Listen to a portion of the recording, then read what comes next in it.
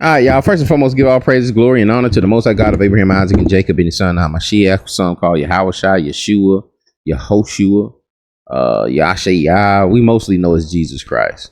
I wanted to briefly speak on the parable of the day laborers. It was a landowner, right? He gives this parable talking about a landowner who goes out to hire some laborers. All right, in hiring laborers, he going to the marketplace. Something like day laborers today, or something like some of my Latino brothers that be out there in front of the Lowe's and the Home Depot, and you go up there and you make an agreement with them. You say, hey, well, you know what? I'm gonna pay you this to help me move for 3 hours. I'm gonna pay you this to help me build my back porch. Whatever the case may be, whatever the job is, you make that agreement. They get in the car, you take them, you go do the job. This is what this landowner is doing. He's going to the marketplace saying, hey, you know what? I'm gonna pay y'all a denario or a penny, and I think it was equivalent to basically like a soldier's 2 day pay of a soldier, or a month pay of a soldier. The point was that he overpaid them. He paid them a lot more than a day laborer would be getting paid. And of course they agreed on it. All right. So he goes out early in the morning, maybe the first hour,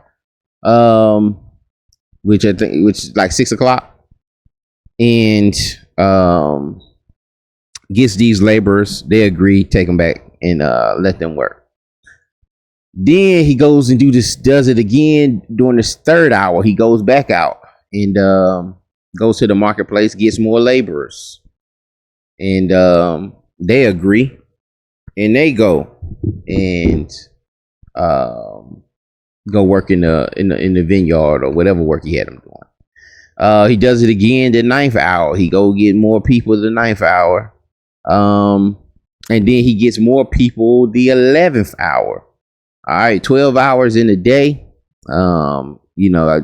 Scripture says, I must do the work of him who sent me while the still day night cometh when no man can do any work. They didn't work it. There was no electricity. All right, so you couldn't be working out in the field at night. Couldn't be picking cotton at night. How dangerous that would have been trying to walk through a cotton field with a lit lantern. And you mess around and drop that lantern and burn the whole field up. But they worked from sun up to sundown.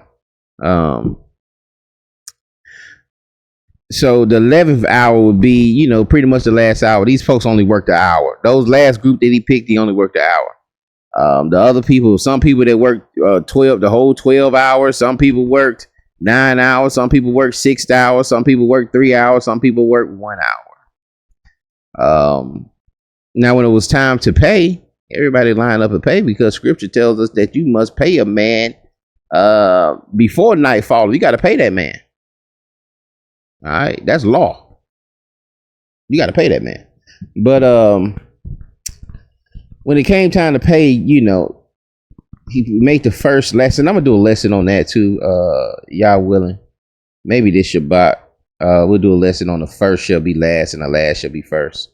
But those people that came in at 11 that were chosen last, that only worked an hour, they were getting paid that same penny, that same amount that he agreed to the initial people that he brought out, the initial laborers. And so by the time, we don't pay them, paid the third, paid those that came, only worked 3, paid those that only worked 6 and 12. And he got to the ones that worked 12, and they started murmuring. They was like, man, listen, man, we've been out here 12 hours. Ain't no way we finna make the same money that these jokers made that only work 1 hour. There ain't no way we finna do that now. You tripping. And then the landowner said, man, I ain't tripping. That's what you agreed to.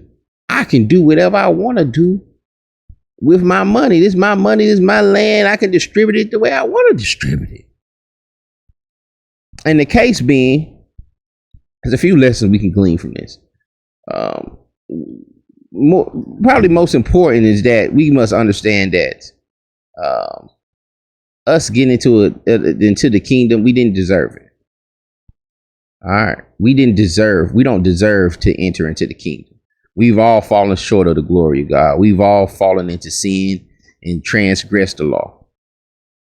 None of us are perfect. We all need the blood of Christ. And the blood of Christ is that penny, pretty much. That, it is that payment. All right, we were all bought with a price.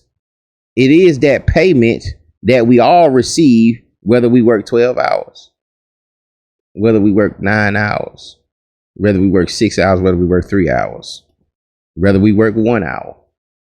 Long as we've worked and accepted, we can get that payment. All right, we can get that payment before the work is done, before night cometh. And night cometh, that could be equivalent to the end of grace. Like when Christ returns, and you didn't accept him, you didn't accept that work, you didn't go to the vineyard, you didn't believe on him, then you don't receive that payment. So when you facing judgment, you can't use that penny. You can't say, well, I believe I'm covered with this blood. You don't have a mediator. Also, that we can glean from is that those people that were there, even though those people were only snatched up the 11th hour, they were still in position.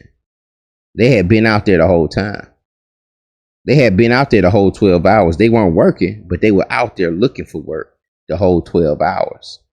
They had put themselves in position to be chosen. In there, I think he goes and says, well, man, I know y'all been out here this whole time.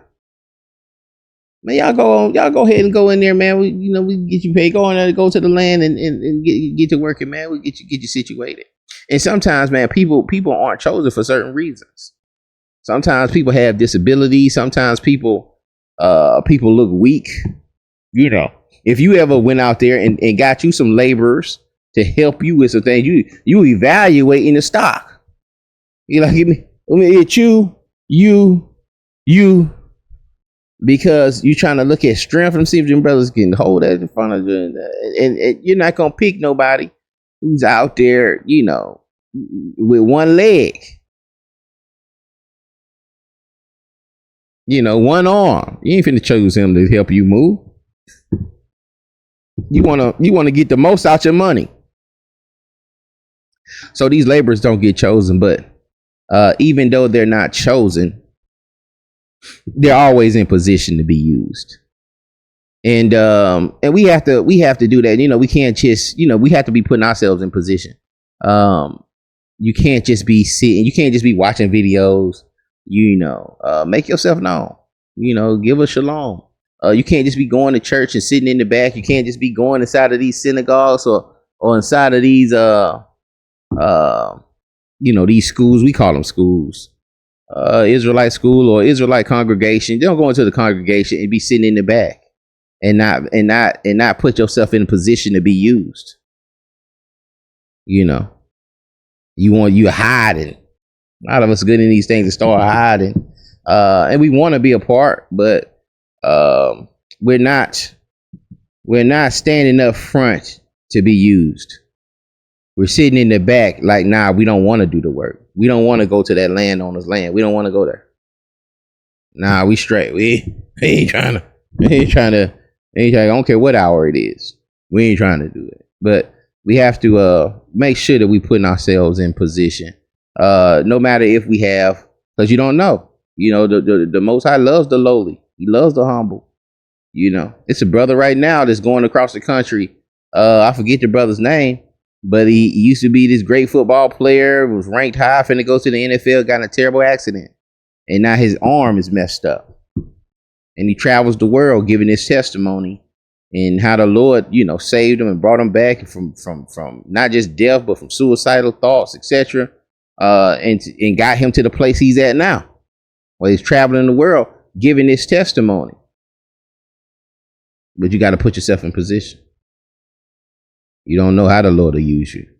You may think you don't have certain skill sets that's necessary to be useful to the Lord, but put yourself in position. Keep yourself in position. Don't be hiding. Don't be trying to be in the background, in the backdrop.